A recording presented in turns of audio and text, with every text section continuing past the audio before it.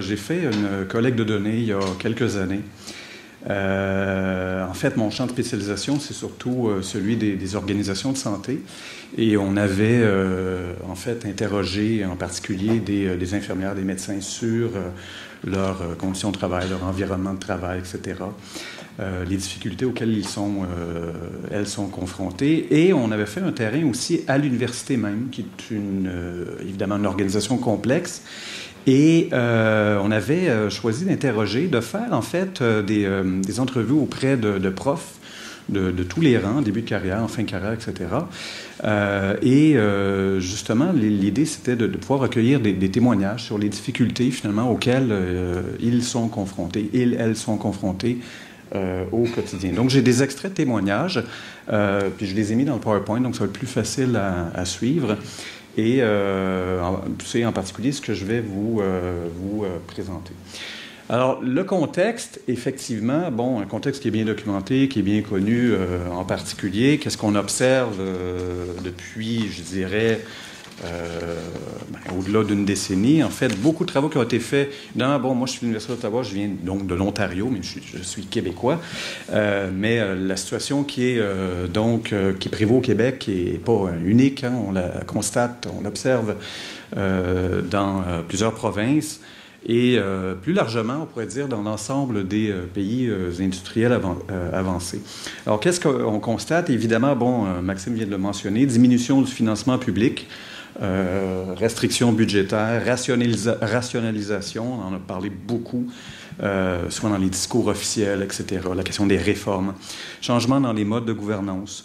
Augmentation des effectifs. Donc, effectivement, je pense que on le constate au Québec, mais on le constate aussi un peu partout ailleurs, ce qu'on appelle en particulier la massification. Intensification des exigences de la population étudiante, qu'on va, évidemment, c'est pas nouveau, mais qu'on va renommer la clientèle. En particulier. Donc, il y a des rapports qui montrent que les étudiants sont de plus en plus exigeants envers leurs profs en particulier. Alors, moi, j'ai été directeur de programme pendant 4 ans. Et à un moment donné, on avait une réunion avec tous les directeurs de programme à l'Université d'Ottawa en particulier. Et ce qui avait été mentionné, c'est que les étudiants se plaignent de leurs profs de façon beaucoup plus soutenue qu'auparavant. Il y a une augmentation considérable sur le plan statistique, en fait, du nombre de plaintes.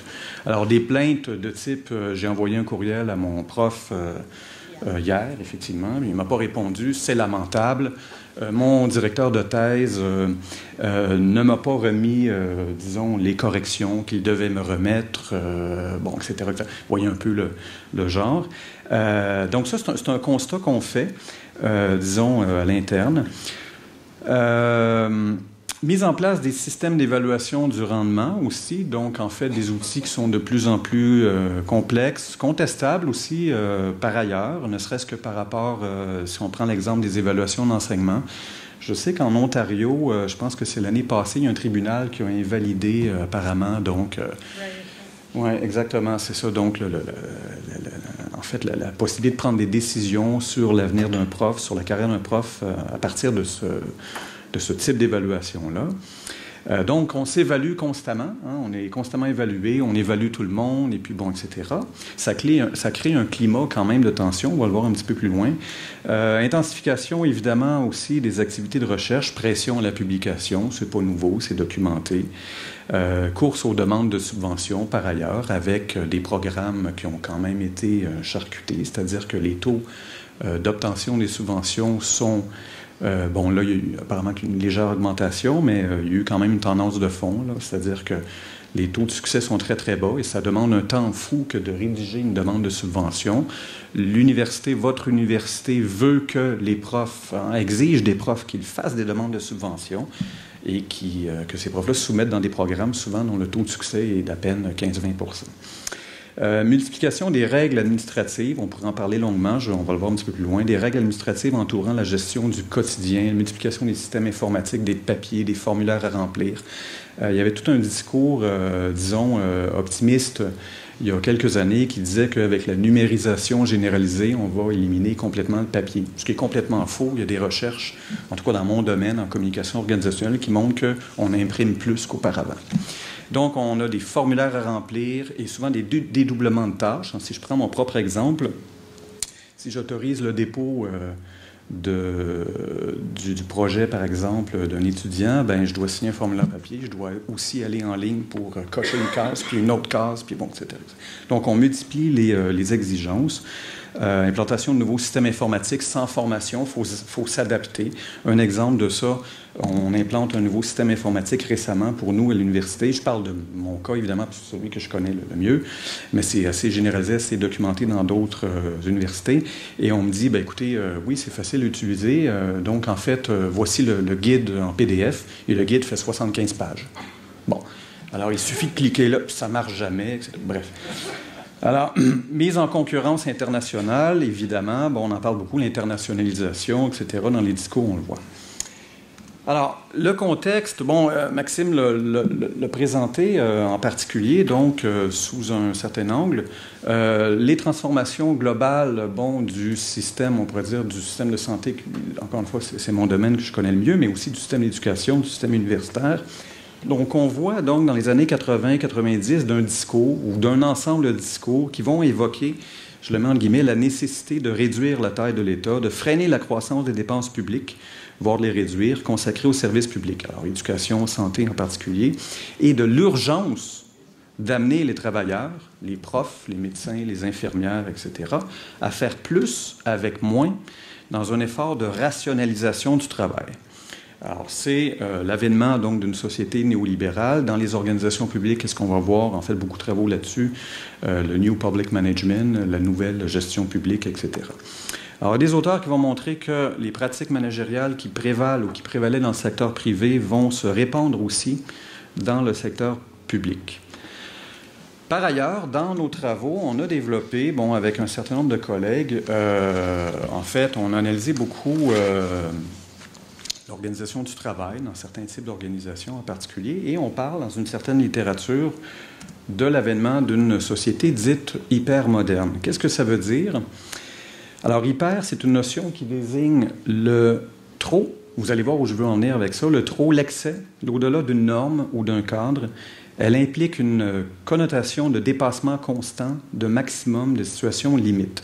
Qu'est-ce qu'on observe au quotidien? Des comportements d'excès, chez les médecins, les infirmières, les profs d'université, les profs au secondaire, les profs au primaire, etc. Comportements d'excès qui conduisent à vouloir en faire le plus possible dans un temps de plus en plus court. Alors, généralisation du multitâche. Alors, les profs font, c'est ce que les enquêtes vont montrer, des tâches de manière superposée. Alors, prenez votre propre exemple.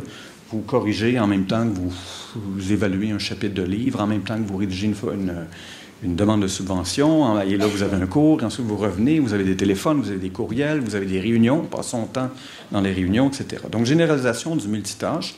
Dispersion au travail, qui est un concept qui a été développé par une collègue, là, Caroline Dachary. Donc, la dispersion au travail. Elle a publié un livre sur cette question-là. On se disperse de plus en plus dans toutes sortes d'activités, de meetings, liées à la recherche, à l'enseignement, etc. Réactivité, on doit être réactif en tout temps. Jeu de la chrono-compétition, ça veut dire quoi? Ça veut dire qu'il y a des auteurs qui vont constater que, oui, il y a une pression énorme chez les profs en particulier pour être réactifs, pour répondre à différentes requêtes dans un temps toujours de plus en plus court. Mais il y a aussi des gens qui se valorisent à travers tout ça, avec les réseaux sociaux. Il y a des gens qui se mettent en valeur, etc. Puis jouent ce qu'on appelle le jeu de la chrono-compétition. C'est celui qui est à l'affût et qui répond rapidement. Puis les étudiants aiment ça quand le prof répond le samedi soir au courriel, puis le dimanche. Puis là, en fait, on nous compare, on dit, ben oui, mais votre collègue, lui, il répond le samedi. Ou vous ne répondez pas. Et effectivement. Puis donc, voilà. Et là, avec les réseaux sociaux, souvent, il y a des profs même qui se font de mauvaise réputation, justement, dans ce domaine-là. Zapping mental. Donc, en fait, on passe d'une tâche à l'autre. Notre capacité de concentration, de lire. En fait, on instrumentalise absolument tout, de plus en plus, en tout cas, c'est ce que beaucoup de travaux vont montrer. Donc, il y a une espèce d'incitation à s'investir de façon illimitée dans son travail pour satisfaire, par ailleurs, ses besoins de reconnaissance. Pourquoi? Parce que c'est bien vu. C'est bien vu dans le secteur privé, chez les professionnels, les cadres, etc. Et de plus en plus dans le secteur universitaire, bien, il y a cette logique-là qui fait son apparition. C'est ce que Nicole Aubert appelle l'idéologie du toujours mieux. On peut toujours être meilleur, on peut toujours être excellent. On valorise beaucoup l'excellence. On accorde des prix. Le prix du prof de l'année, du chargé de cours de l'année, chercheur de l'année, jeune chercheur de l'année, chercheur senior de l'année. On multiplie les... Et tout ça, en fait, bon, c'est intéressant, c'est parfait, très bien. Sauf que, en fait, c'est symptomatique de ce qui prévaut déjà dans le secteur privé. Et je pense qu'il faut l'interpréter et en faire l'analyse. Donc, une pression psychologique intense sur les travailleurs, les profs, les médecins, les infirmières, etc., et donc, un niveau de stress qui est quand même, en fait, ce qu'on observe de plus en plus élevé. Il y a un ouvrage qui est paru il y a quelques années en anglais, ça s'appelle Faculty Stress, et on montre que chez les profs d'université en particulier, le stress augmente beaucoup plus rapidement que dans d'autres secteurs d'activité, ce qui est quand même intéressant. Évidemment, le discours officiel, souvent populiste, consiste à dire que les profs sont permanents, sont bien payés, ont 6 mois de vacances par année, voyagent, etc. Et on ne se rend pas compte qu'au quotidien, c'est beaucoup plus nuancé et complexe que ça. On va y revenir un petit peu plus loin. Donc, j'avais oublié l'idéologie du toujours mieux. Alors, la survalorisation de l'action, l'obligation d'être fort, c'est une citation, l'obsession de gagner, l'adaptabilité permanente engendre des pathologies qu'on observe dans le secteur privé, mais aussi qui gagnent le secteur public, parce que l'individu est mis dans une tension permanente, l'épuisement professionnel le guette. Alors, effectivement, la souffrance au travail s'est accrue, elle est en augmentation, il y a des statistiques là-dessus, dans beaucoup de pays, en fait, pas juste ici, pas juste au Québec, pas juste en Ontario, mais plus largement dans l'ensemble des pays industriels avancés, ils produisent des pathologies spécifiques et qui sont, qu'on appelle des pathologies de surcharge, surcharge de travail. Et ça, c'est très bien documenté. Un exemple ici, alors il y a Leclerc et Bourassa qui avaient, ils ont fait plusieurs rapports à l'Université Laval. En fait, je pense qu'il a déjà fait un rapport pour le compte du syndicat des... Alors, je ne suis pas sûr que c'est... Oui, bon, voilà. Et avec des constats tout à fait intéressants parce qu'ils ont analysé, donc, en fait, l'organisation du travail universitaire d'un point de vue quantitatif autant que qualitatif. Et entre autres, c'est tiré de l'un de leurs rapports. En fait, on voit l'évolution de l'absentéisme des profs pour troubles d'ordre psychologique. Bon, on va voir qu'est-ce qu'on entend. Mais vous voyez donc, en fait, il y a une tendance quand même assez inquiétante sur laquelle on pourrait éventuellement discuter. Mais en tous les cas, je pense qu'il faut absolument réfléchir sur cette question-là. Il y a aussi... Alors, j'ai vu ça dans la presse il y a quelques semaines. Il y a un collègue à l'UQAM qui mène une analyse apparemment canadienne, donc pan-nationale, sur un phénomène qui est apparemment nouveau, qu'on appelle la cyberintimidation chez les profs. Alors, je trouve ça très intéressant parce qu'en fait, on sous-estime ce phénomène-là beaucoup. On n'en parle pas trop. C'est l'idée que finalement, maintenant, avec Rate My Professor, puis tous les sites, puis les réseaux sociaux, etc., beaucoup d'étudiants, beaucoup de gens vont, de façon anonyme, mettre des commentaires, publier en ligne des commentaires, disons, pas toujours gentils sur les profs, vont des fois se moquer de leur enseignement, de leur apparence physique, de leur accent en particulier, et vont colporter des rumeurs, etc. Et ça, ce que dit le collègue en question, c'est que ça crée une pression, en fait, un stress quand même énorme sur l'individu, parce que, évidemment, on entend tous, souvent, les profs vont dire « Ah non, moi, je ne me préoccupe pas du tout ce que les étudiants disent de moi, je ne lis pas mes évaluations. » Ça se peut. j'y crois pas trop, en tout cas. Moi, ça fait 15 ans que je suis à l'Université d'Ottawa, puis je me préoccupe autant que quand je suis arrivé en fonction, en fait, de ce que les étudiants pensent, disent de moi, etc. Est-ce que c'est sain ou malsain? C'est probablement malsain, mais j'arrive pas à... Et donc, en fait, quand il y a des phénomènes comme ça, des réputations qui se font, défont, etc., en ligne, c'est ce qui est analysé, en tout cas, dans l'enquête, ça crée, effectivement, ça cause de l'insomnie, beaucoup, des problèmes de santé psychologique, un stress, une remise en question aussi, beaucoup. Des travaux qui m'ont montré que, soi-disant, le syndrome de l'imposteur, c'est bien répandu. Puis les étudiants, souvent, c'est pas pour pointer du doigt les étudiants, c'est simplement pour mettre en contexte, en fait, un certain nombre de phénomènes qu'on observe. Voilà, il y a toutes sortes de tensions autour de soi. Je vous montre ici, donc, des extraits de témoignages. Puis je terminerai avec ça parce que j'avais préparé la conférence comme étant une occasion de lancer surtout des discussions. Donc, la collecte de données qu'on avait fait, on avait abordé, c'était des entrevues, en fait, c'est des entrevues de type récit de vie. Alors, donc, en fait, l'idée, c'était vraiment d'entrer en profondeur. C'est pas moi qui fais les entrevues pour des raisons évidentes. Ce sont mes assistants, mais en fait, on voulait vraiment entrer en profondeur dans le vécu des profs, au-delà des statistiques qu'on présente, etc. Et on les considérait comme étant finalement experts de leur quotidien. C'est eux, finalement, qui vivent au jour le jour, en fait, ce à quoi ils sont confrontés, etc. Je dis dans une université canadienne, effectivement, avec les comités d'éthique, maintenant, il faut... Bon. Alors, comme c'est une université canadienne, c'est tout à fait correct. Oui, exactement, ça. Ouais, bon. Ouais, bon. Ouais, bon. Alors, il y a 3 grands thèmes qui ont été abordés. Ça l'était le slogan, mais bon. La trajectoire socio-professionnelle, donc formation, expérience, antécédents, profil de carrière, etc. Le travail au quotidien, temps de travail, nombre d'heures travaillées. Il y a des statistiques là-dessus, mais là, on voulait vraiment avoir le point de vue des personnes interrogées. Les préoccupations, quelles sont les préoccupations de ces profs-là? Les inquiétudes, le sens accordé au travail, les difficultés, les défis. Et le 3e grand thème, c'est l'environnement de travail par rapport à la communication, parce que, en fait, c'est mon domaine. Les contraintes, les exigences, les difficultés relationnelles en particulier, la réactivité, la place des technologies, les défis, etc. Je vais vous présenter donc ici un certain nombre de témoignages qui m'apparaissent intéressants. C'est là-dessus, en fait, qu'on pourra, éventuellement, si vous avez des questions. Ça a été publié, mais voilà. Alors ici, on a donc un prof... il y a 25 entrevues qui ont été faites. Et c'est surtout des profs agrégés titulaires qui nous ont répondu.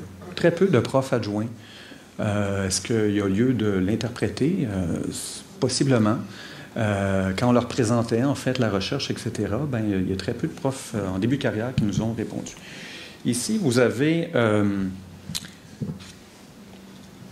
Ouf, oui, c'est comme s'il fallait tout le temps performer devant les étudiants, les cours, les interactions interpersonnelles en recherche, subvention. Il faut faire de la recherche, il faut publier, il faut performer un peu partout. L'excellence, qu'est-ce que c'est? C'est d'être excellent dans les 3 aspects de notre travail de plus en plus. Alors, être excellent en enseignement, en recherche, puis aussi service à la communauté. Ça crée évidemment une pression qui est très élevée, souvent pour les profs en début de carrière, donc qui font une demande de promotion, qui sont évalués en permanence, autour de ces 3 grands critères-là. Prof agrégé de théâtre, j'ai l'impression de ne pas en faire assez. Alors, intéressant. J'ai l'impression de ne pas en faire assez parce qu'il s'agit d'un milieu où j'ai l'impression qu'il n'y a pas de limite et qu'on peut en faire autant qu'on peut en faire. Aussi longtemps qu'on peut en produire de la pensée nouvelle. Il faut toujours être... il y a des termes clés qui ressortent dans les discours officiels, puis les organismes subventionnaires aussi. Il faut que votre méthodologie soit novatrice. Il faut que vos constats soient novateurs, apportent quelque chose. Il y a des termes clés qui ressortent souvent dans les discours. Et il faut que vous produisiez toujours de la nouvelle connaissance. Ce qui est quand même, il faut y penser, là, c'est pas, voilà, on pourrait en parler longuement, là. Alors, il faut toujours produire de la pensée nouvelle, des connaissances, etc. Produire, d'ailleurs, le terme n'est pas neutre. production de connaissances. J'ai parfois du mal à gérer cela parce que j'ai le sentiment que je devrais peut-être en faire plus. Si on a creusé ça, vous avez le sentiment de devoir en faire plus, ça vient d'où, ça? Et c'est le genre de choses qu'on a essayé de creuser au cours des entrevues. Prof agrégé de littérature, on garde des standards très élevés, donc c'est certain qu'on fait face à beaucoup de fatigue très rapidement. La fatigue chronique, qui est un phénomène qui est très bien documenté, pas seulement à l'université, mais qui, plus largement, dans d'autres types d'organisations. On a l'impression que le sort du monde repose sur nos épaules. Il y a donc un contexte global qui apporte de la pression par moment. Tout le monde subit des pressions. Pas nécessairement de ses pairs à l'intérieur du département, mais des pressions de part et d'autre dans la profession. Parce que ce qui est intéressant, c'est que ce qu'on avait constaté, c'est que les profs disent subir de la pression, mais ils en mettent eux aussi sur leurs collègues. Et ça, il y a une mise en concurrence généralisée. On peut réfléchir longuement aussi sur ces questions-là. Voilà, je vais rapidement. Je pourrais me tuer à l'ouvrage. C'est quand même. Le travail à l'université est exigeant. Ce n'est jamais fini, effectivement. On peut toujours en faire plus. Et on peut s'y perdre ou briser nos couples, nos relations amoureuses, voire s'éloigner de nos enfants en agissant de la sorte, etc., etc. Et je terminerai là-dessus, pendant l'année scolaire, on court d'une chose à l'autre, d'un truc qui s'ajoute à l'autre, parce qu'on a besoin de constituer un comité ad hoc qui, pour telle urgence, tout devient urgent, ultra-urgent, hyper-urgent. En fait, il y a beaucoup de travaux qui ont été faits là-dessus. On reçoit des candidatures quand on ouvre un poste de prof. On doit trouver plus de temps pour faire tout cela. Il y a la direction des thèses qui s'ajoute à cela, l'évaluation des travaux, etc. On court et on court. C'est vraiment ce qui caractérise le mieux ce que l'on fait pendant la session. C'est sûr que moi, je travaille de 65 à 70 heures par semaine. Si on prend comme base de calcul 35 heures par semaine, c'est ridicule. Ça, le nombre d'heures de travailler n'a rien à voir avec cela. Du 35 heures, je fais cela lorsque je suis malade ou quand j'étais en congé de maternité. Parce qu'il faut garder le contact avec les étudiants, les doctorants, etc. Il faut que tu maintiennes les projets pour lesquels tu as déjà une subvention.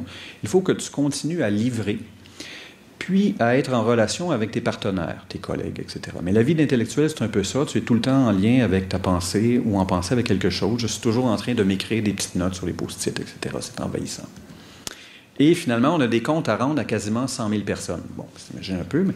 Donc, par rapport à mon horaire, je vais travailler le matin en gardant ma porte fermée. Je me lève très souvent tôt le matin, 4h, 4h30. Je travaille un peu à la maison. Généralement, je travaille aussi dans les transports en commun. Dans mon bureau, je garde la porte fermée, je vais déjeuner en étant tranquille, pas dérangé. Je garde ma porte fermée jusqu'à 9h30 à peu près. Donc, de cette manière, j'ai des heures de travail productives. Et puis, quand mes enfants sont couchés le soir, je travaille un petit peu. Cela m'arrive quand même de travailler les fins de semaine. Il y a des profs qui s'excusent par ailleurs de travailler les fins de semaine, ce qui est quand même intéressant aussi. Pourquoi vous vous excusez? Si j'essaie de les garder hors de travailler les fins de semaine, même si j'essaie de les garder hors d'atteinte, mais si j'ai vraiment des échéanciers à rencontrer, je n'ai pas le choix. Ce n'est pas toujours amusant. Voilà, je vais m'arrêter ici parce que le temps file. Voilà.